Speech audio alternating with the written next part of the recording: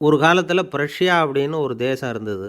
இப்போ ஜெர்மனி இருக்குல்ல, இதோட பெரும்பகுதி ஒரு காலத்தில் பிரஷ்யாங்கிற பேரில் இருந்தது. அப்போ அதுக்கு அரசராக இருந்தவர் மகா ஃப்ரெடரிக், அதாவது ஃப்ரெடரிக் தி கிரேட் அப்படின்னு சொல்லுவாங்க. அந்த ராஜாவுக்கு ஒரு சந்தேகம். நாம் பல வகையான வரிகளை விதித்து வசூல் பண்ணுறோம், அப்படி பண்ணி வருமானம் குறைஞ்சிக்கிட்டே போகுதே, இதுக்கு என்ன காரணமாக இருக்கும்? இதுதான் அவருக்கு ஏற்பட்ட சந்தேகம். ஒரு சமயம் அந்த அரசர் தம்முடைய அமைச்சர்களையும் பிரபுக்களையும் தளபதிகளையும் கூப்பிட்டு ஒரு விருந்து வச்சார். விருந்து முடிஞ்சதும் அவங்கள பார்த்து இந்த சந்தேகத்தை கேட்டார். வரிகள் அதிகமாக விதித்து வருமானம் குறையறதுக்கு என்ன காரணம் அப்படின்னு கேட்டார். பல பேருக்கு இதுக்கு சரியாக பதில் சொல்ல தெரியல. அனுபவசாலியான ஒரு தளபதி எழுந்திரிச்சார். அரசே, அது எப்படிங்கிறத இப்போ உங்களுக்கு காட்டுறேன்னார். உடனே ஒரு பெரிய பனிக்கட்டி ஒன்றை தன்னுடைய கையில் எடுத்தார். அதை அப்படியும் எப்படியும் திருப்பி பார்த்தார். அப்புறம் அடுத்தவர்கிட்ட கொடுத்தார். அவரும் அதை அப்படியும் இப்படியும் திருப்பி பார்த்துட்டு அடுத்தபடியாக இருந்தவர்கிட்ட கொடுத்தார். இப்படியே இதை ஒவ்வொருத்தராக பார்த்துட்டு ஒவ்வொரு கையாக மாறி கடைசியில் மன்னர் கைக்கு போய் சேர்ந்தது. மன்னர் கைக்கு அந்த பனிக்கட்டி போய் சேர்ந்தப்போ அது கொஞ்சம் கொஞ்சமாக உருகி ஒரு பட்டாணி கடலை சைஸுக்கு ஆகிட்டுது. மன்னர் யோசனை பண்ணார், வரி அதிகமாக போட்டாலும் வந்து சேர்றது குறைவாக இருக்கிறதுக்கு என்ன காரணம் அப்படிங்கிறது அவருக்கு புரிஞ்சு போச்சு. காலம்தான் மாறிட்டு இருக்கே தவிர இந்த கையூட்டு வாங்குகிற பழக்கம் மாறினதாக தெரியல. இன்னொரு ராஜா இருந்தார். அவர் தன்னுடைய ராஜாங்கத்தில் லஞ்ச ஊழலே சுத்தமாக இருக்கக்கூடாது அப்படின்னு நினச்சார். அவர்கிட்ட பல்வேறு துறைகளுக்கும் பொறுப்பாக இருந்த பல பேரும் ரொம்ப சுத்தமாகவும் நேர்மையாகவும் இருந்தாங்க. ஒரே ஒருத்தர் மட்டும் எல்லார்கிட்டையும் லஞ்சம் வாங்கிட்டே இருந்தார். அவரை வேறு வேறு துறைகளுக்கு மாற்றி பார்த்தாரு. அந்த ராஜா என்னென்னமோ பண்ணி பார்க்குறாரு. எந்த வேலையை கொடுத்தாலும் அதுலேயும் லஞ்சம் வாங்கிறதுக்கு ஒரு வழியை உண்டு பண்ணிக்குவார் அந்த ஆள். ராஜாவுக்கு இது ஒரு பெரிய தலைவலியாக போட்டுது. இவர் என்ன பண்ணுறது? இவருக்கு என்ன வேலையை கொடுக்கறது? கொஞ்சம் கூட லஞ்சம் வாங்கிறதுக்கு சான்ஸே இல்லாத ஒரு வேலையை கொடுக்கணும் அப்படின்னு திட்டம் போட்டார். ஒரு நாள் அவருக்கு அந்த உத்தரவும் போட்டுட்டார். அதாவது அவருக்கு என்ன வேலைன்னா, கடற்கரையில் தான் அவருக்கு ஆஃபீஸ். அங்கேயே இருந்துக்க வேண்டியது. தினமும் எத்தனை கடல் அலை கரையில் வந்து மோதுது அப்படிங்கிறத கணக்கெடுத்து ராஜாவுக்கு தெரிவிக்க வேண்டியது. இதுதான் அவருக்கு வேலை. பேசாமல் அலையை எண்ணிட்டு உட்காந்துருக்கிட்டோம், அப்போவாவது அவர் லஞ்சம் வாங்குகிற சந்தர்ப்பம் இல்லாமல் போயிடும் அவருக்கு அப்படின்னு நினச்சார் ராஜா. இந்த ஆள் கடற்கரைக்கு போய் டியூட்டியில் ஜாயின் பண்ணிக்கிட்டார். ஒரே மாதத்தில் அங்கே சொந்தமாக ஒரு பிரம்மாண்டமான மாளிகை கட்டிவிட்டார். ராஜாவுக்கு இது பெரிய ஆச்சரியமாக போச்சு. அலையை என்ற வேலையில் அந்த ஆள் எப்படி பணம் சம்பாதிச்சார் அப்படின்னு விசாரித்து பார்த்தார் அக்கம் பக்கத்தில். அந்த ஆள் என்ன பண்ணியிருக்கிறாருன்னா, கடற்கரையில் போய் பொறுப்பை ஏற்றுக்கிட்ட உடனே அங்கே இருந்த மீனவர்கள்கிட்ட எல்லாம் இந்த கரையில் வந்து ஒரு நாளில் வந்து மோதுகிற அலைகள் எத்தனை அப்படின்னு கேட்டிருக்காரு. அது எப்படிங்க தெரியும்னு இருக்காங்க அவங்க. தினமும் அந்த எண்ணிக்கை தெரியணும். நம்ம ராஜாவுக்கு தினமும் அறிக்கை அனுப்பணும், டெய்லி ரிப்போர்ட்டு. தவறுனா நீங்கள் இந்த கடலில் போய் மீன் பிடிக்கிறதுக்கு ராஜாவோட அனுமதி கிடைக்காது அப்படின்ட்டுருக்கார். உடனே மீனவர்களும் பயந்து போட்டாங்க. கடலுக்கு போகிறதுக்கு அனுமதி இல்லைன்னா பட்டினி கிடக்கிறது மாதிரி ஆகிடுமே. மெதுவாக அந்த ஆளுகிட்ட போனாங்க. காதோட காதாக சொன்னாங்க, ஐயா, எங்களால் வந்து கடல் அலையை வந்து எண்ண முடியாது. தினமும் எங்களால் முடிஞ்சதை உங்களுக்கு பணமாக கொடுத்துட்றோம். நீங்கள் தான் ராஜாக்கிட்ட சிபாரிசு பண்ணி நாங்கள் தொடர்ந்து மீன் பிடிக்கிறதுக்கு அனுமதி வாங்கி கொடுக்கணும் அப்படின்னு வேண்டிக்கிட்டாங்க. பணம் தினமும் வந்து சேர ஆரம்பிச்சுட்டுது. பதவியில் மற்ற பதவியோட இந்த பதவி எவ்வளவோ மேல் அப்படின்னு நினச்சிட்டான் அந்த ஆள். அது மட்டும் இல்லை, தயவு பண்ணி என்னை இந்த இடத்த விட்டு மாற்றி விடாதீங்க சார் அப்படின்னு வேற கேட்க ஆரம்பிச்சிட்டானா. எனக்கு இது மட்டும்தான் சார் தெரியும், இதை தவிர வேறு எதுவும் தெரியாது அப்படின்னு சொல்லிக்கிட்டே காலம் தள்ளுறவங்க ரொம்ப பேர். அவங்களெல்லாம் கஷ்டப்பட வேண்டியிருக்கும். ஒருத்தர் தன்னுடைய தொழிலில் ரொம்ப கெட்டிக்காரராக இருக்கலாம். அதுக்காக எப்பவும் அதே ஞாபகத்தில் இருந்துக்கிட்டு உலகியல் அறிவு இல்லாமல் இருந்துடக்கூடாது. அது ஆபத்து. இதுக்காக நம்ம தாத்தா பாட்டிலாம் ஒரு கதை சொல்லுவாங்களே, கேள்விப்பட்டிருக்கீங்களா? ஒரு சமயம் ஒரு 4 பேர் சேர்ந்து வெளியூருக்கு பிரயாணம் போனாங்களாம். அந்த 4 பேர் எப்படி தெரியுமா? ஒருத்தர் வந்து வேதாந்தி, இன்னொருத்தர் சங்கீத வித்வான், 3வது ஆள் வைத்தியர், 4வது ஆள் ஜோசியர். இவங்க 4 பேரும் நண்பர்கள். அதனால் சேர்ந்து புறப்பட்டாங்க. வழியில் ஒரு ஊரில் தங்கினாங்க. இருட்டி போச்சு. அதனால் இன்றைக்கி ராத்திரி இங்கேயே தங்கி இருந்துட்டு நாளைக்கு புறப்படலாம் அப்படின்னு தீர்மானம் பண்ணாங்க. சாப்பாட்டுக்கு என்ன பண்ணுறது? அங்கேயே கடத்தெருவுக்கு போய் சாமான்லாம் வாங்கியாந்து சமைச்சி சாப்பிட்லாம்னு முடிவு பண்ணாங்க. 4 பேர் இருக்கிறதுனால ஆளுக்கு ஒரு காரியமாக செய்யலாம் அப்படின்னு வேலையை பிரிச்சுக்கிட்டாங்க. வைத்தியர் வந்து கரிகாய் வாங்க போனார், வேதாந்தி வந்து எண்ணெய் வாங்க போனார், ஜோசியர் வந்து பலசரக்கு வாங்க போனார், சங்கீத வித்வானுக்கு சமைக்கிற வேலை. எல்லாம் சரி. ஆனால் நடந்தது என்ன தெரியுமா? கடைத்தெருவுக்கு காய்கறி வாங்க போனார்ல வைத்தியர், அங்கே போய் மார்க்கெட்டில் பார்த்தார். ஒவ்வொரு கறிகாயாக எடுத்து பார்த்தார். இது பித்தம், உடம்புக்கு ஒத்துக்காது, இது வாயு, உடம்புக்கு ஒத்துக்காது அப்படின்னு ஒவ்வொன்றா தள்ளினார். கடைசியில் ஒன்றுமே தேரல, வெறுங்கையோடு திரும்பி வந்துக்கிட்டு இருக்கிறார். எண்ணெய் வாங்க போனார் வேதாந்தி, அவர் ஒரு தொன்னையில் எண்ணெயை வாங்கினார். பேசாமல் அதை எடுத்துகிட்டு வர வேண்டியது தானே, முடியல. அவருடைய வேதாந்த மூளை சிந்திக்க ஆரம்பிச்சுட்டுது.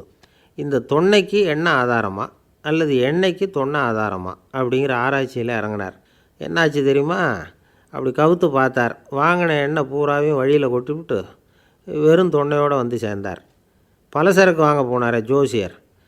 அவர் ஒரு வழியில் பார்த்தாரு. வழியில் வந்தவங்களெல்லாம் அங்கங்கே ஒரு மரத்தடியில் உட்கார வச்சு அவங்களுக்கெல்லாம் ஆர்வம் சொல்ல ஆரம்பிச்சிட்டார். அப்படி ஒவ்வொருத்தராக சொல்லி முடிச்சுட்டு கடைத்தருக்கு போய் சேர்ந்தார். இவர் அங்கே போய் சேர்றதுக்குள்ளே ரொம்ப நேரம் ஆகிட்டுது.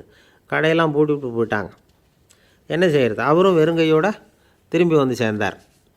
சரி, இவங்க கதை தான் இப்படி ஆச்சு. அங்கே சமைக்கிறதுக்காக உட்காந்துருந்தார் சங்கீத வித்வான். அவர் கதை என்னாச்சு தெரியுமா? அங்கே அவர் அடுப்பை பற்ற வச்சு ஒலையை கொதிக்க வச்சார். அதாவது ஒரு பானையில் தண்ணியை ஊற்றி அடுப்பில் வச்சார். அது கொதிக்க ஆரம்பிச்சிது. தண்ணி கொதிக்கிற சத்தம் இருக்குதுல்ல, அது இவருக்கு தாளம் போடுறது மாதிரி இருந்தது. ஒரே குஷி, பாட ஆரம்பிச்சிட்டார். பாடிக்கிட்டே உற்சாகமாக கையில் இருந்த கரண்டியால் அந்த பானையில் தட்டினார், தாளம் போடுறதா நினச்சிக்கிட்டு. அவ்வளவுதான், பானை பட்டுன்னு உடஞ்சி போச்சு. தலையில் கையை வச்சுக்கிட்டு அவரும் உட்காந்துட்டார். எந்த தொழில் தெரிஞ்சாலும் சரி, அதை புத்திசாலித்தனமாக பயன்படுத்த தெரியலன்னா ஆபத்து தான். அதுக்காக தான் இந்த கதை. ஒரு பஸ்ஸு டிரைவர் ரொம்ப கெட்டிக்காரரு. பஸ்ஸை ரொம்ப திறமையாக ஆபத்து இல்லாமல் ஓட்டினதுக்காக பரிசுலாம் வாங்கினவர். அவரே ஒரு படகு ஓட்டுறதுக்காக அழைச்சிட்டு போயிருக்கிறாங்க, மோட்டார் படகு. அதையும் ரொம்ப திறமையாக தான் ஓட்டிகிட்டு போயிருக்கிறாரு. நடுக்கடலில் போனதும் படகு நின்று போச்சு. மோட்டாரில் ஏதோ கோளாறு. என்ன செய்யலாம் அப்படின்னு அந்த டிரைவரை கேட்டிருக்கிறாங்க படகுல இருந்தவங்கெல்லாம். அப்போ அவர் சொன்னாராம், கவலைப்படாதீங்க, ஒன்றும் பிரச்சனை இல்லை, எல்லோரும் கொஞ்சம் கீழே இறங்கி பின்னாடி தள்ளுங்க, மோட்டார் ஸ்டார்ட் ஆகிடும் அப்படின்னாராம். ஒரு ஊரில் ஒரு இளைஞன் இருந்தான். ஒரு நாள் அவன் ஒரு குருவை தேடிக்கிட்டு புறப்பட்டான். ஊரை விட்டு வெளியில் போனான். போகிற வழியில் ஒரு காடு. அந்த காட்டில் ஒரு மரத்தடியில் ஒரு பெரியவர் உட்காந்துருக்கிறார். அமைதியாக மௌனமாக அவர் அமர்ந்திருக்கிறார். இந்த பெரியவரை விசாரிக்கலாம், குருவை தேடி கண்டுபிடிக்கிறதுக்கு இவர் ஏதாவது ஒரு வழி சொல்லி கொடுப்பார் அப்படின்னு நினச்சிக்கிட்டு அவரை நெருங்கினான். ஐயா, எனக்கு ஒரு குரு தேவை, எங்கே கிடைப்பார்? அவரை எப்படி அடையாளம் கண்டுபிடிக்கிறது? அதை பற்றி ஏதாவது விவரம் சொன்னீங்கன்னா நான் கண்டுபிடிச்சிக்குவேன் அப்படின்ட்டுருக்கான். பெரியவர் நிமிர்ந்து பார்த்தார். தம்பி, அது ரொம்ப சுலபம். அவர் வயசானவராக இருப்பார், என்னை விட சுமார் 30 வயசு அதிகமாக இருக்கும். அவர் ஒரு மரத்தடியில் தான் உட்காந்துருப்பார் அப்படின்ட்டுருக்கான். சரிங்க பெரியவரே, அது என்ன மாதிரியான மரம், எப்படி இருக்கும் அப்படின்னு கேட்டிருக்கான். பெரியவர் அந்த விவரங்களையும் சொல்லியிருக்கிறாரு. அது மட்டும் இல்லை, சந்திக்கிற நாள், நேரம், வினாடி முதற்கொண்டு எல்லா விவரங்களையும் துல்லியமாக சொன்னாராம். இவ்வளவு விவரங்களை இவரால் எப்படி சொல்ல முடியுது அப்படின்னு இவனுக்கு ஆச்சரியம். இருந்தாலும் அந்த பெரியவர் கடைசியாக ஒரு விவரம் சொன்னார். அது என்ன தெரியுமா? எப்படியும் நீ அவரை சந்திக்கிறதுக்கு ஒரு 30 வருஷம் ஆகும் அப்படின்னு சொல்லிவிட்டாராம். ரொம்ப நன்றிங்க பெரியவரே அப்படின்னு சொல்லிவிட்டு அந்த இளைஞன் புறப்பட்டுருக்கான். இப்போ அவனுக்கு குரு பற்றின விவரம் எல்லாம் கிடச்சிட்டுது, சந்திக்கிற நேரமும் தெரிஞ்சுட்டுது. ஆனால் 30 வருஷம் அவரை தேடி அலைய வேண்டியிருக்குமே. அவன் தேட ஆரம்பித்தான். காடு மலை எல்லாம் சுற்றி அலைஞ்சான். பல வருஷங்கள் தேடினான், அழுத்து போயிட்டான். கடைசியில் அவனுக்கும் வயசாகிட்டுது. கடைசியில் தன்னுடைய சொந்த ஊருக்கே திரும்பி போய்கிட்டு இருந்தான். அங்கே ஒரு மரத்தடியில் அவன் தேடிக்கிட்டு இருந்த குருநாதர் கிடைச்சார். யார் அவருன்னா, 30 வருஷத்துக்கு முன்னாடி வழி சொல்லி கொடுத்தாருல அதே பெரியவர். அவருக்கு இப்போ 30 வயசு அதிகமாக இருந்தது. அதே மரம். அன்னைக்கு பெரியவர் சொன்ன அடையாளம் இப்போ பொருத்தமாக இருந்தது. இப்போ அந்த பெரியவர் சொன்னார், சரியாக வந்து சேர்ந்துட்டேன், வா, உனக்காக தான் நான் இவ்வளவு காலமும் காத்துக்கிட்டு இருந்தேன் அப்படின்னாராம். என்ன சொல்கிறீங்கன்றிருக்கான். 30 வருஷத்துக்கு முன்னாடி என்கிட்ட வந்தியே, அப்போவே என் காலம் வந்து முடிஞ்சு போயிருந்தது. அப்போவே என்ன உனக்கு அடையாளம் தெரியல, அதனால் இவ்வளவு காலம் உனக்காக காத்துட்ருக்கும்படி ஆகிட்டுது அப்படின்னாராம். ஐயா, அப்போவே நீங்கள் சொல்லியிருக்கலாமே, இதுதான் 30 வருஷம் கழித்து நீ சந்திக்க போகிற இடம், நான் தான் உன்னுடைய குரு அப்படின்னு சொல்லியிருக்கலாமே அப்படின்ட்டுருக்கான். அந்த பெரியவர் சிரிச்சுக்கிட்டே இதுக்கு பதில் சொன்னாராம். நான் எவ்வளவோ விவரமாக தான் சொன்னேன், நீ சரியாக புரிஞ்சிக்கல. காரணம், அப்போது நீ போதுமான அளவுக்கு பக்குவம் பெற்றிருக்கவில்லை. அதனால் புரியும் சக்தி இல்லாமல் போயிட்டுதப்போ 30 ஆண்டு காலம் நீ அலைஞ்சி தெரிஞ்சிருக்கிற. அது காரணமாக இப்போ உனக்கு அந்த பக்குவம் வந்துட்டுது. அதனால தான் அடையாளம் காண முடிஞ்சுது, நானே உன்னுடைய குரு அப்படின்னாராம். இதிலேருந்து என்ன தெரியுதுன்னா, ஆன்மீகத்தில் மாணவனாக சேர்றதுக்கு கூட ஒரு பக்குவத்தன்மை தேவைப்படுது. ஒரு பெரிய ஞானி, அவர்கிட்ட சீடனாக இருக்க ஒருத்தன் வந்தான், எதிரில் நின்னான். ஞானி அவனை வெகு நேரம் உற்று பார்த்தார். அப்புறம் சொன்னார், சீடனாக இருக்கிறது ரொம்ப சிரமம்னார். நான் தயாராக இருக்கிறேன்னா. அது இன்னமும் சிரமமாச்சே, இங்கே குருவாக இருக்கிறது மட்டுமே சுலபம் அப்படின்னாராம். அப்படின்னா நான் குருவாகவே ஆகிடுறேன் அப்படின்னானா. இது போலவே இந்த காலத்தில் கதை ஒன்று உண்டு. ஒரு பள்ளிக்கூடத்தில் வகுப்பு ஆசிரியர் மாணவனை திட்டிக்கிட்டு இருந்தார். டேய், நீ 100க்கு 10 மார்க்கு தான் வாங்கிக்கிட்டு இருக்க. இவ்வளவு மோசமாக நீ படித்தா கடைசியில் மாடு மேய்க்கிறது கூட லாய்க்கு இல்லாதவனா ஆகிடுவேன். அதுக்கப்புறம் என்ன செய்ய போகிறேன் அப்படின்னாராம். பையன் தலையை சொரிஞ்சிக்கிட்டே சொன்னானா, சார் அப்படின்னா ஒன்று செய்கிறேன் அப்படின்னானா. இவர் கேட்டிருக்கார், என்ன செய்ய போகிறேன்னு. வேறு என்ன சார், உங்களை மாதிரி ஒரு ஆசிரியர் ஆகிடுறேன் அப்படின்னானா. இமயமலை அடிவாரத்தில் ஒரு மடம். அங்கே ஒரு சன்னியாசி இருந்தார். அவர்கிட்ட ஒருத்தர் வந்தார். சுவாமி, ஆசையை உதற நினைக்கிறேன், முடியல, ஒட்டிக்கிட்டே வருது அப்படின்னாராம். இப்படி உட்கார, ஒரு கதை சொல்கிறேன் அப்படின்னு சொல்லி அவர் சொல்ல ஆரம்பித்தாராம். அவர் சொன்ன கதை என்னென்னா, ஒரு ஊரில் ஒரு ஆள் இருந்தான். அவன் பேர் குப்புசாமி. அவன்கிட்ட எப்பவும் ஒரு பழைய தொப்பி இருக்கும், விடவே மாட்டான். அதனால் அவனை எல்லோரும் தொப்பி சாமி அப்படின்னு தான் கூப்பிடுறது வழக்கம். ஒரு புது தொப்பி வாங்கிக்கப்படாதாப்பா அப்படின்னு நண்பர்கள்லாம் சொல்லி பார்த்தாங்க. பணத்துக்கு எங்கே போவேன் அப்படின்னு விட்டானான். பணம் வச்சுருக்கான், செலவு பண்ண மனசு வரல. மகா கஞ்சன். பழைய பாட்டில்கள்லாம் வாங்கி விற்றுக்கிட்டு இருந்தான்.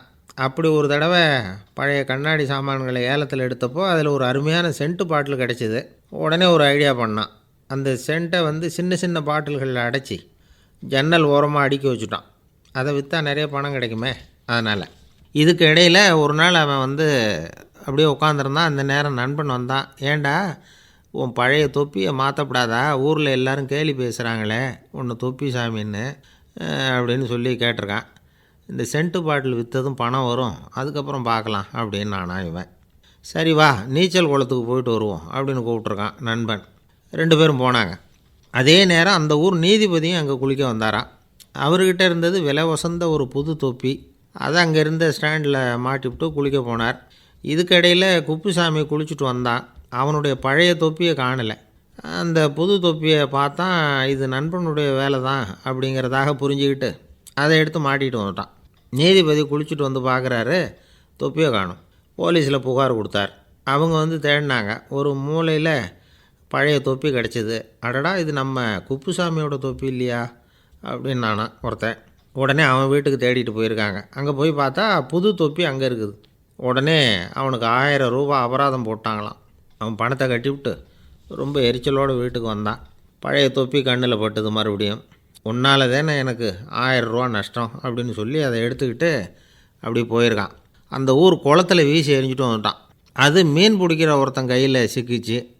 அவன் வர்ற வழியில் அதை எடுத்து வேகமாக வீசி எறிஞ்சான். அது நேராக குப்புசாமி வீட்டு ஜன்னல் வழியாக உள்ளே இந்த சென்ட்டு பாட்டில்கள் மேலே விழுந்து எல்லாம் உடஞ்சி நொறுங்கி போச்சு. குப்புசாமி பார்த்தான். தோட்டத்தில் ஆழமாக ஒரு குழியை வெட்டினான். அந்த தொப்பியை போட்டான், மூடிவிட்டான். இதை அடுத்த வீட்டுக்காரன் பார்த்தான். ஏதோ புதையல் தான் வச்சுருக்கான் போல இருக்குன்னு நினச்சான். போலீஸில் போய் புகார் கொடுத்துட்டான். மறுபடியும் போலீஸ் குழியை தோண்டினாங்க. பழைய தொப்பி மறுபடியும் வெளியில் வந்தது. எல்லோரும் சிரிக்கிறாங்க. அன்னைக்கு ராத்திரியே அந்த தொப்பியை எடுத்துக்கிட்டு நேராக புறப்பட்டான். ஒரு கல்லில் அதை சேர்த்து கட்டி குடிநீர் தொட்டி இருக்கும்ல, அதில் போட்டுட்டு வந்துட்டான். இனிமேல் என்ன பண்ணும் பார்ப்போன்னு. ஒரு நாள் திடீர்னு குழாயெல்லாம் அடைப்பட்டு போச்சு. மாநகராட்சி அலுவலர்கள் என்னன்னு பார்த்தா அந்த பழைய தொப்பி குழாயை அடைச்சிக்கிட்டு இருக்குது. இது குப்புசாமியோட தொப்பிங்கிறது தான் எல்லாருக்கும் தெரியுமே.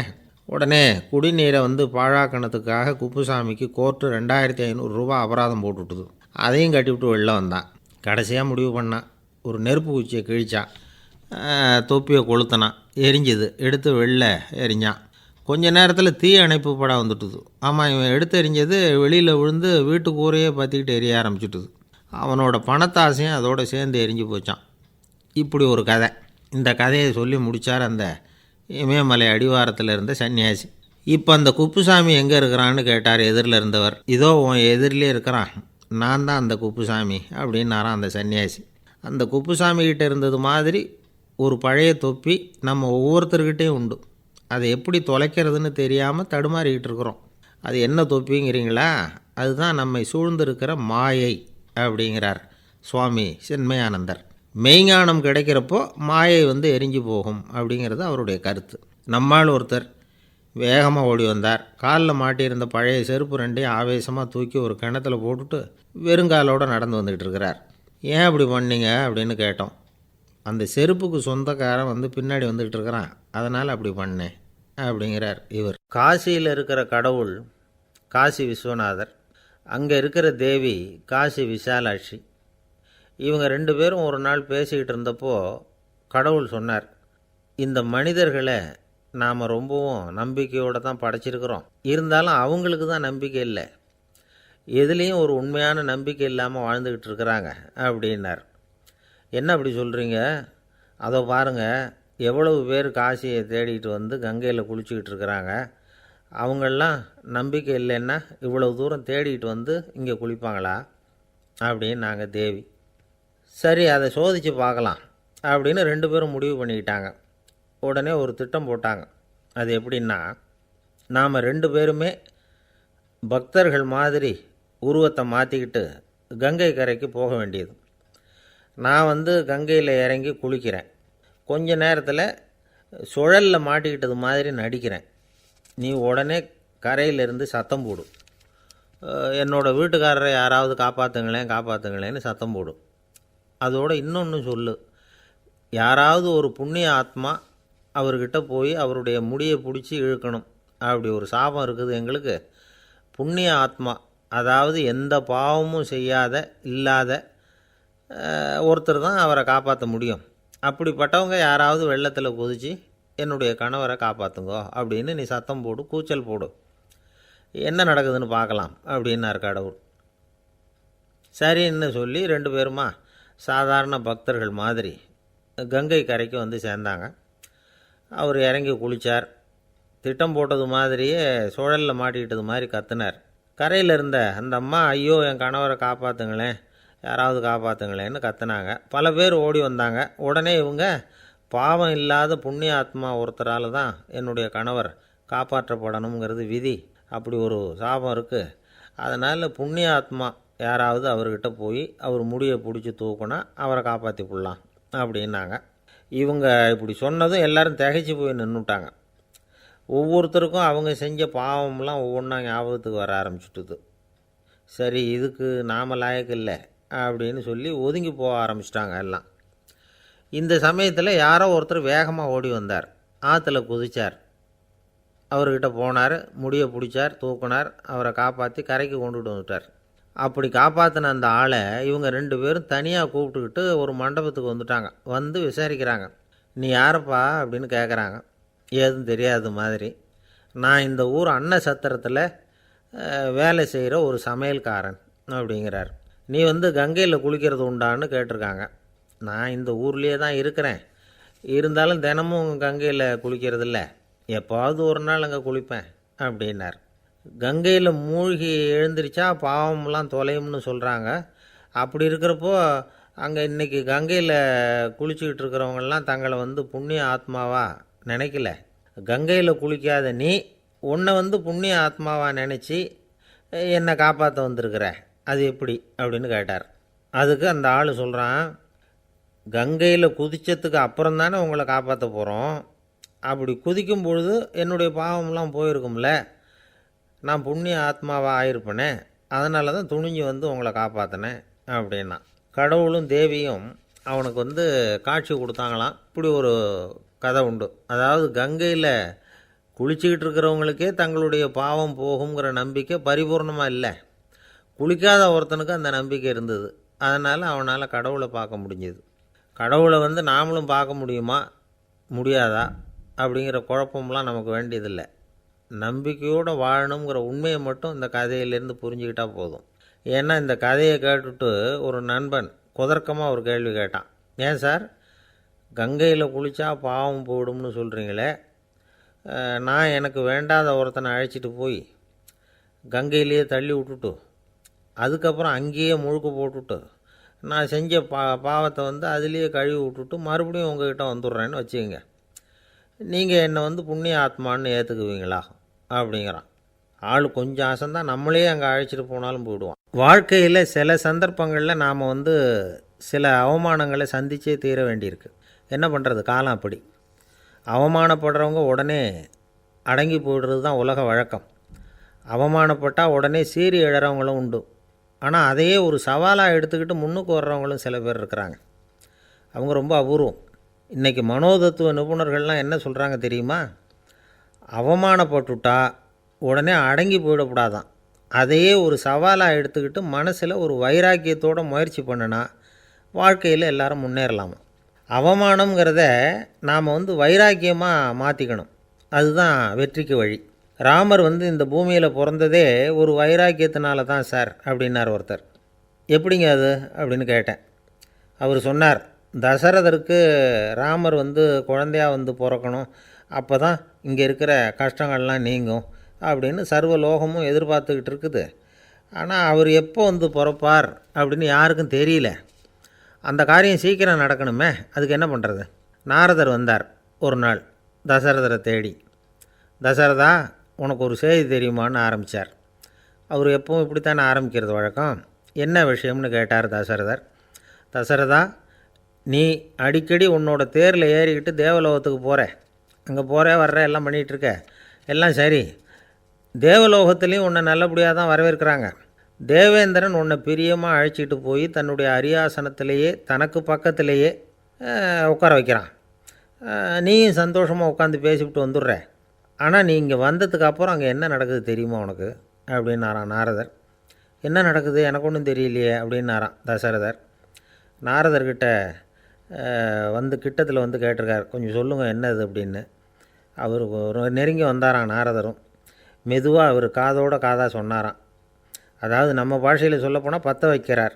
நீ அங்கே தேவேந்திரங்கிட்ட உட்காந்து பேசிவிட்டு வந்த பிறகு நீ அங்கே உட்காந்துருந்த அரியாசனத்தை தண்ணி ஊற்றி கழுவி சுத்தப்படுத்துகிறாங்க. நீ என்ன அந்த அளவுக்கு சுத்தம் இல்லாத ஆளா? தினம் குளிக்காமையாக இருக்கிற அப்படின்னாராம். தசரதருக்கு இது ரொம்ப அவமானமாக போய்ட்டுது. அப்படியே செய்கிறாங்க அப்படின்னாராம். ஆமாம், நீ வேணும்னா நான் சொல்கிறது உண்மையாக இல்லையா அப்படின்னு சோதனை பண்ணி பார்த்துக்கோ அப்படின்னாரான் நாரதர். உடனே தசரதர் இதுக்காகவே புறப்பட்டு தேவலோகம் போனார். அங்கே வழக்கம் போலவே இவரை கூப்பிட்டு உட்கார வச்சு பேசிக்கிட்டு இருந்தான் தேவேந்திரன். கொஞ்ச நேரம் பேசிக்கிட்டு இருந்துட்டு சரி நான் கிளம்புறேன்னு புறப்பட்டார். சரி, அவனும் வாசல் வரைக்கும் வழி அனுப்பி வச்சுட்டு உள்ளே போயிட்டான்.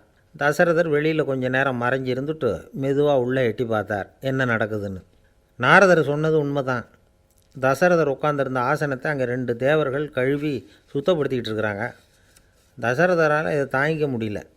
அவருக்கு ரொம்ப அவமானமாக போச்சு. நேராக கிடுகிடுன்னு தேவேந்திரங்கிட்டே போனார். நான் உட்காந்துருந்த இருக்கையை சுத்தம் பண்ணுறியே, நான் என்ன அந்த அளவுக்கு பாவியா அப்படின்னு கேட்டார். ரொம்ப கோபமாக கேட்டார்.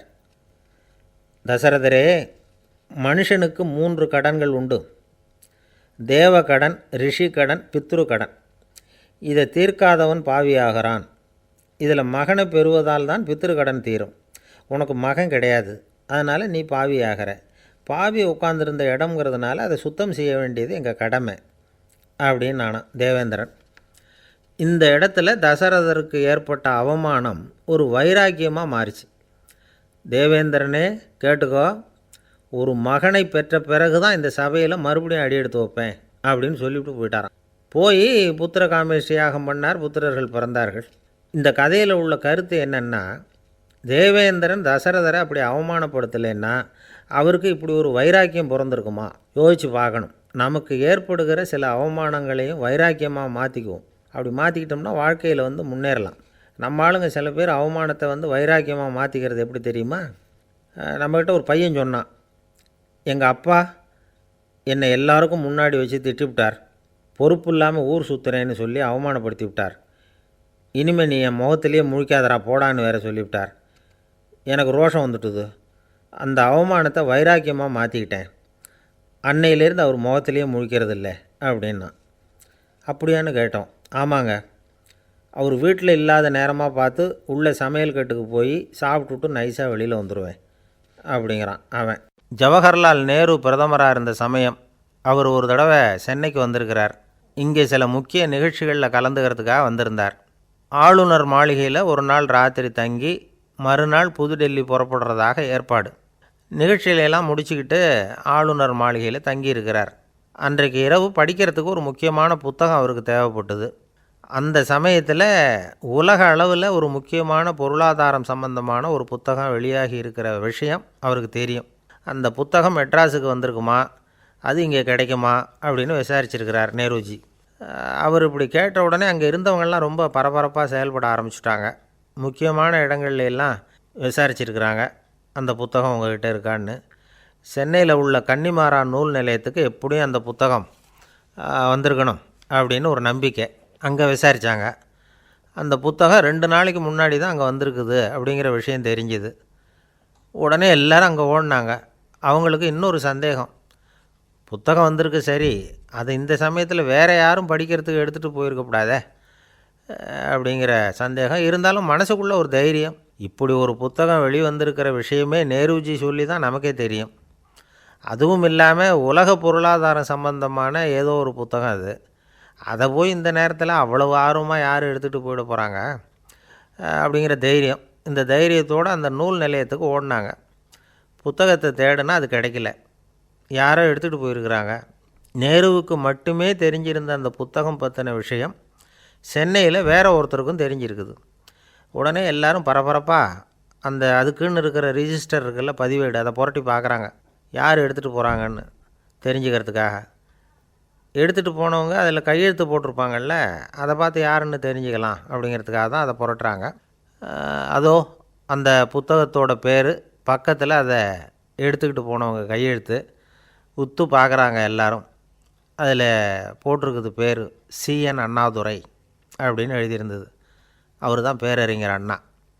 நேரு படிக்க விரும்பின ஒரு புத்தகத்தை அதே நேரம் படிக்க விரும்பின இன்னொரு தலைவர் இவர். படிக்கிறதுல அவருக்கு இருந்த ஆர்வத்தை நாம் தெரிஞ்சுக்கணும்னா அதுக்கு எவ்வளவோ சம்பவங்கள் இருக்குது. கடைசி காலத்தில் அவர் அடையாறு மருத்துவமனையில் படுத்திருக்கிறார். அவருக்கு ஒரு முக்கியமான அறுவை சிகிச்சை செய்ய வேண்டியிருக்குது அவசரமாக. அமெரிக்காவிலேருந்து டாக்டர் மில்லர் வந்திருக்கிறார். அவர்கிட்ட கேட்குறார், டாக்டர் நாளைக்கே அறுவை சிகிச்சை செய்ய போகிறீங்களா அப்படின்னு. ஆமாங்கிறார் டாக்டர் மில்லர். நாளைக்கு மறுநாள் செஞ்சுக்கிறேனே அப்படின்னாரான் அண்ணா. ஏன் ஏதாவது நாள் பார்க்குறீங்களான்னு கேட்டிருக்கார். இல்லை, ஒரு புத்தகத்தை படிச்சுக்கிட்டு இருக்கிறேன், அதை நாளைக்குள்ளே முடிச்சிருவேன், அதுக்கப்புறம் நான் இறந்தாலும் கவலை இல்லை அப்படின்னாரான் இவர். அவர் தான் அறிஞர் அண்ணா. சங்ககால நூல்கள்லேருந்து சமீபத்தில் வந்த நூல்கள் வரைக்கும் எல்லாம் அவர் படிச்சிருக்கிறார். ஒரு திருமண விழாவில் அவர் பேசும்பொழுது சொன்ன விஷயம் இது. சங்க காலத்தில் காதலியை மணக்க விரும்புகிறவனுக்கு அவனுடைய தந்தை வீர சோதனைகள்லாம் வைப்பார். போய் புலிப்பல் கொண்டுக்கிட்டு வா, அப்போ தான் என் பொண்ணை கொடுப்பேன் அப்படின்னு சொல்லுவார். காதலன் உடனே காட்டுக்கு போவான், ஒரு புலியை கொன்று அதனுடைய பல்லை கொண்டுக்கிட்டு வருவான். அதை வீர பதக்கத்தில் பதித்து அவனுக்கு மாமனார் சூட்டுவார் கல்யாண சமயத்தில். இப்போலாம் காதலன் கிட்ட அப்படி சொல்ல முடியாது. இப்போலாம் காதலன்கிட்ட காட்டுக்கு போய் புலிப்பல் கொண்டுக்கிட்டு வான்னு யாராவது சொன்னால் புலி தான் மாப்பிள்ளையாக வந்து சேரும் அப்படின்னார். ஒரு கடைக்கு போனேன், 5 ரூபா பணத்தை எடுத்து கொடுத்தேன். ஒரு தினசரி பத்திரிகையை கேட்டேன். அவர் உடனே அங்கே அடுக்கி வச்சுருந்த பத்திரிகையில் ஒன்று எடுத்து என் கையில் கொடுத்தார். வாங்கிக்கிட்டேன். மீதி பணத்தை எடுத்தார். அதையும் என் கையில் கொடுக்கணும்ல, கொடுக்கல. எதிரில் இருந்த பலகையில் வச்சு எடுத்துக்க சொன்னார். எப்பவும் அவர் அப்படி தான் பண்ணுவார். நானும் எடுத்துக்கிட்டு வந்துடுவேன். இவர் ஏன் இப்படி பண்ணுறாருங்கிறது எனக்கு ரொம்ப நாளாக ஒரு சந்தேகம். ஒரு நாள் அவர்கிட்டயே இதை கேட்டுவிட்டேன். ஏங்க, நீங்கள் உங்கள் கடைக்கு வந்து பொருள்கள் வாங்குறவங்களுக்கு நீங்கள் பாக்கி சில்லறையை கொடுக்குறப்போ பலகையில் வச்சு விட்றீங்க, கையில் கொடுக்க மாட்டேங்கிறீங்களே, ஏன் அப்படின்னு கேட்டேன். காசை கையில் கொடுத்தா நம்மக்கிட்ட இருக்கிற லட்சுமி போயிடுவா சார் அப்படின்னார். அதாவது பணம் செலவாயிடும் அப்படின்னு அர்த்தமா. இன்னொரு நண்பர், அவர் ஒரு நாள் வழக்கத்துக்கு மாறாக ரொம்ப சோகமாக உட்காந்துருக்கிறார். ஏங்க என்னாச்சு, ஏன் இப்படி கப்பலே கவிழ்ந்தது மாதிரி உட்காந்துருக்குறீங்க அப்படின்னு கேட்டேன். கப்பலே கவிழ்ந்திருந்தா கூட நான் இப்படி கவலைப்பட மாட்டேன் சார், வேறு ஒன்று நடந்து போச்சுன்னார். என்னன்னு கேட்டேன். என் உச்சந்தலையில் பல்லி ஒன்று விழுந்துட்டுதுன்னார். அதுக்காகவா இப்படி அப்படின்னு ஆச்சரியப்பட்டேன். ஆமாங்க, பல்லி உச்சந்தலையில் விழுந்தால் பலன் என்னன்னு பஞ்சாங்கத்தில் பார்த்தேன், மரணம்னு போட்டிருக்கு அப்படின்னு சொல்லிவிட்டு அவர் தொடர்ந்து கவலைப்பட ஆரம்பிச்சிட்டார். இப்படியும் ஒருத்தர், என் கூட வேலை பார்க்குற ஒருத்தர் எப்படி தெரியுமா, தினமும் வலது காலை வச்சு தான் ஆஃபீஸுக்கு உள்ளே நுழைவார். என்றைக்காவது தவறுதலாக இடது காலை வச்சு உள்ளே வந்துட்டார்னா அன்னைக்கு பூரா மனசு சங்கடப்படுவார். எந்த வேலையும் சரியாக ஓடாது. கேரம் போர்டு ஆடுற ஒருத்தர் எப்போ ஆட உட்காந்தாலும் ஸ்ட்ரைக்கரை கை தவறி கீழே விழுற மாதிரி பண்ணி அதுக்கப்புறம் அதை எடுத்துக்கிட்டு ஆட உட்காருவார். ஏன்னா எப்போவோ ஒரு தடவை நிஜமாகவே அது கை தவறி கீழே விழுந்திருக்குது. அன்னைக்கு பிரமாதமாக ஜெயிச்சுட்டார். உடனே ஒரு முடிவுக்கு வந்துட்டார், கை தவறுனா லாபம் அப்படின்னு. அதுக்கப்புறம் அதையே பழக்கமாக்கிக்கிட்டார். பூனை குறுக்க போனால் சகுனம் சரியில்லைன்னு நினைக்கிறவங்க உண்டு. ஆனால் ஒருத்தர் எப்படி தெரியுமா, அவர் வெளியில் கிளம்புற சமயம் பக்கத்து வீட்டு ரேடியோவில் மியாவ் மியாவ் பூனைக்குட்டின்னு பாட்டு சத்தம் கேட்டால் கூட போதும், சகனம் சரியில்லைன்னு பிரயாணத்தை கேன்சல் பண்ணிவிடுவார். இப்போ இவ்வளவும் எதுக்கு சொல்கிறோம்னா, அளவுக்கு மீறின சகுன நம்பிக்கைகள் இருக்குது பாருங்கள், இதோட பயமும் சேர்ந்துக்கிட்டதுன்னு வச்சுக்கோங்க, இது ஒருத்தருடைய மனநிலையை பாதிச்சிடும். இது உளவியல் நிபுணர்கள் சொல்கிற கருத்து. வாழ்க்கையே தடுமாற வச்சிரும். பாதுகாப்பு இல்லாத உணர்வு, ஒரு விதமான டிப்ரெஷன் மனநிலை, இதெல்லாம் தான் இதுக்கு காரணமாக அமையலாம். சில பேர் காய்கறி நறுக்க கத்தியை கையில் எடுத்தால் கூட நேரம் சரியாக இருக்கா அப்படின்னு பார்த்துட்டு தான் வேலையை ஆரம்பிக்கிறது வழக்கம். அறிவு தான் மனசுக்கு வாத்தியாராக இருக்கணும், அப்போ தான் வாழ்க்கை நிம்மதியாக இருக்கும். அறிவு மனசு சொல்கிறபடியெல்லாம் கேட்க ஆரம்பிச்சுட்டுதுன்னா இடைஞ்சல் தான். ஒருத்தருக்கு 7ஆம் நம்பர் தான் ராசியான நம்பரான், 7ஆம் தேதி தான் எந்த காரியத்தையும் ஆரம்பிப்பாராம். 7 எழுத்து வர்றது மாதிரி பேரை மாற்றி வச்சுக்கிட்டார். 7 மணிக்கு தான் தினமும் எழுந்திருப்பார். 7ஆம் நம்பர் வீட்டில் தான் குடியிருக்கார். கல்யாணம் கூட 7ஆம் தேதி தான் பண்ணிக்கிட்டார். அவர் ஒரு நாள் குதிரை பந்தயத்துக்கு போனாராம். குதிரையோட பேரையெல்லாம் பார்த்தார். ஒரு குதிரையோட பேர் 7 எழுத்தில் அமைஞ்சிருந்தது. 7 தானே இவருக்கு அதிர்ஷ்ட நம்பர். அதனால் உடனே அது பேரில் பணத்தை கட்டினார். பந்தயம் நடந்தது. என்ன சார் ஆச்சுன்னு கேட்டாங்க. நான் பணம் கட்டின அந்த என்னோடய குதிரை 7ஆவதாக சேர்ந்தது சார் அப்படின்னாராம் சோகமாக. ஒரு விவசாயி விதைக்கிறதுக்காக வயல்வெளி பக்கம் போகிறார். விதைகளை அள்ளி வீசினார். அப்போ என்ன ஆச்சுன்னா, சில விதைகள் பாதை ஓரத்தில் விழுந்தது, சில விதைகள் முள் செடிகள் மண்டி இருந்த புதருக்கு இடையில் விழுந்தது, சில விதைகள் நல்ல நிலத்தில் விழுந்தது. பாதை ஓரத்தில் விழுந்த விதை என்ன ஆச்சுன்னா, அதெல்லாம் பறவைகள் கண்ணில் போட்டுவிட்டுது. உடனே உட்காந்து கொத்தி தின்னுட்டு போட்டுது. அதிகமாக மண் இல்லாத பாறை பகுதியில் விழுந்த விதையெல்லாம் லேசாக வேர் விட்டு முளைக்க ஆரம்பிச்சிது. அதுக்கப்புறம் வேர் கீழேயும் ஆழமாக போக முடியல, மேலேயும் சூரிய வெப்பம் அதிகம் தாங்க முடியல, எல்லாம் காஞ்சி கருகி போட்டுது. புதர் பகுதியில் சில விதைகள் விழுந்தது இல்லையா, முள் செடிகள் காடாக மண்டி போயிருந்தது. அதனால் முளைச்சி வர்ற செடிக்கு நெருக்கடி அதிகமாக போட்டுது, சரியாக வளர முடியல, விளைச்சலும் சரியாக இல்லை. நல்ல நிலத்தில் விழுந்த விதைகள் மட்டும் நல்லா முளைச்சிது, நல்லா வளர்ந்தது, விளைச்சலும் பிரமாதமாக இருந்தது. இந்த கதையை சொல்லிவிட்டு கேட்க செவியுள்ளோர் கேட்கட்டும் அப்படிங்கிறார் இயேசு பெருமான். ஆமாம், இயேசு கடலில் நின்ற படகு ஒன்றில் உட்காந்துருக்கிறார். கடற்கரையில் ஏராளமான மக்கள் உட்காந்துருக்கிறாங்க. அந்த சமயத்தில் தான் இயேசு ஓமைகள் மூலமாக மக்களுக்கு பல உண்மைகளை சொல்லிகிட்டு இருக்கிறார். மக்கள் அந்த கதையை கேட்டுட்டு ஒன்றும் புரியாமல் முழிக்கிறாங்க. அதை கவனித்த இயேசு அந்த ஓமையை விளக்க ஆரம்பித்தார். இதில் அந்த விதைக்கிறவர் தான் இறைவன். அவருடைய வார்த்தைகளை விதைக்கிறார். அந்த வார்த்தைகளை கேட்கிற மக்கள் அந்த விழுந்த விதைகள் மாதிரி 4 வகையானவர்கள். சில பேர் பாதை ஓரத்தில் விழுந்த விதைகள் மாதிரி இறைவன் வார்த்தைகளை அவங்க கேட்குறாங்க. ஆனால் தீய எண்ணங்கள் செய்கைகள் மூலமாக விதைக்கப்பட்ட வார்த்தைகள் அழிஞ்சு போடுது. இறைவன் வார்த்தைகளை கேட்ட உடனே மகிழ்ந்து போய் உடனே சில பேர் அதை ஏற்றுக்கிறாங்க. இவங்கெல்லாம் அந்த பாறை பகுதியில் விழுந்த விதைகள் மாதிரி. அதனால் இவங்கெல்லாம் வேறு இல்லாதவங்க, கொஞ்ச காலத்துக்கு இறை வார்த்தைகளுக்கு கீழ்ப்படிந்து நடப்பாங்க. அதனால் ஏதாவது இடைஞ்சல் ஏற்பட்டால் உடனே தடுமாறுவாங்க. தங்கள்கிட்ட இருக்கிற நல்ல பண்புகளை விட்டுட்டு பாவ வழிகளுக்கு போயிடுவாங்க. முள் செடிகளுக்கு இடையில் விழுந்த விதைகள் மாதிரி உள்ளவங்க யாருன்னா, இவங்களுக்கு உலக கவலை உண்டு, செல்வத்தின் மீது மயக்கம் உடையவர்கள். உலக ஆசைகள் இவங்களுக்குள்ளே பூந்துடுறதுனால அங்கே இருக்கிற நல்ல பண்புகள் மறைஞ்சு போயிடுது. அதனால் அவங்களும் உபயோகம் இல்லாதவங்களாக ஆயிடுறாங்க. நல்ல மனிதர்கள் நல்ல நிலத்தில் விழுந்த விதைகளுக்கு ஒப்பானவர்கள். இவங்க இறை வார்த்தையை கேட்குறாங்க, அதை ஏற்றுக்கிறாங்க, அவங்களும் நல்லபடியாக வாழுறாங்க, அடுத்தவங்களுக்கும் உபயோகமாக இருப்பாங்க. இதுதான் இயேசு சொன்ன விளக்கம். நல்ல வார்த்தைகளை கேளுங்கள், நல்ல வார்த்தைகளை ஏற்றுக்கொள்ளுங்கள், அடுத்தவங்களுக்கு உபயோகமாக இருங்க. இதுதான் பெரியவங்கள்லாம் நமக்கு சொல்லுகிற உபதேசம். ஒரு அப்பா தன்னுடைய மகனுக்கு உபதேசம் பண்ணார். இதை பாருப்பா, நல்ல வார்த்தைகளை கேட்கணும், எப்போதுமே மகன் அப்பா பேச்சை கேட்குறது நல்லது அப்படின்னாராம்.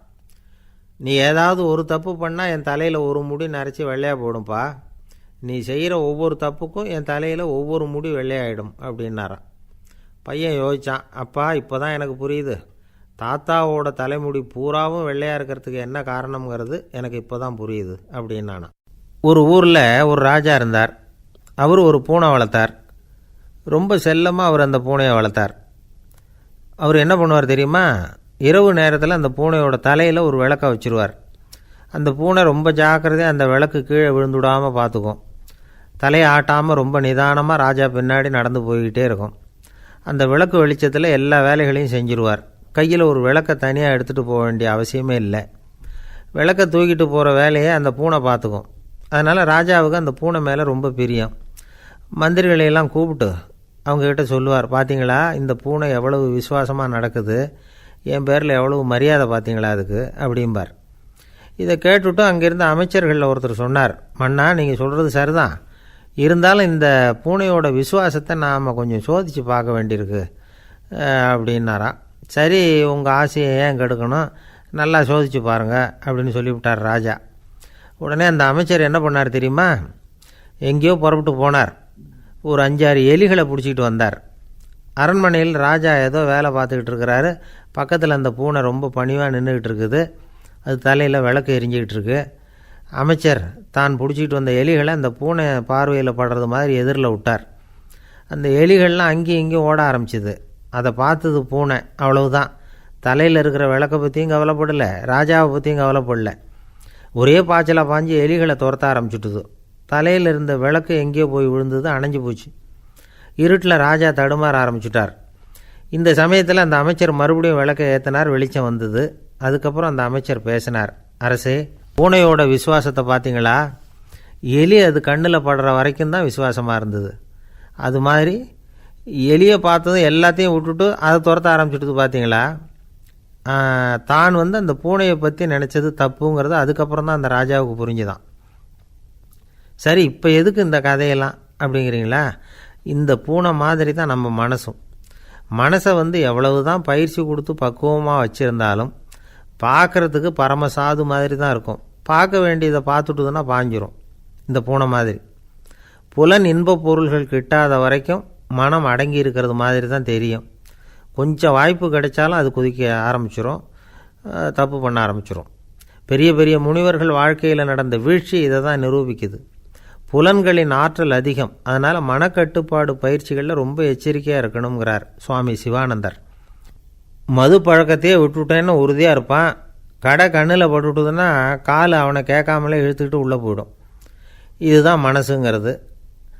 அதுதான் அந்த ராஜா வளர்த்த பூனை.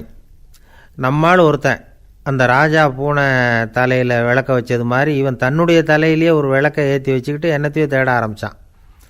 தேடிக்கிட்டு இருக்கிறான். தலையை ஆட்டாமல் நிதானமாக நடந்து ரொம்ப நேரமாக தேடிகிட்டு இருக்கிறான். அந்த சமயம் அங்கே வந்த ஒருத்தர், என்னத்தை தேடுறீங்கன்னு கேட்டார். அதுதான் மறந்து போச்சு அப்படின்னு இழுத்தான். சரி, கொஞ்சம் இப்படி உட்காருங்க, ஞாபகம் வந்ததும் தேட ஆரம்பிக்கலாம் அப்படின்னார் அவர். இவன் கொஞ்ச நேரம் உட்காந்து யோசித்தான். அப்புறம் திடீர்னு எழுந்திரிச்சான். ஞாபகம் வந்துட்டுதுன்னா. என்னன்னு கேட்டார்.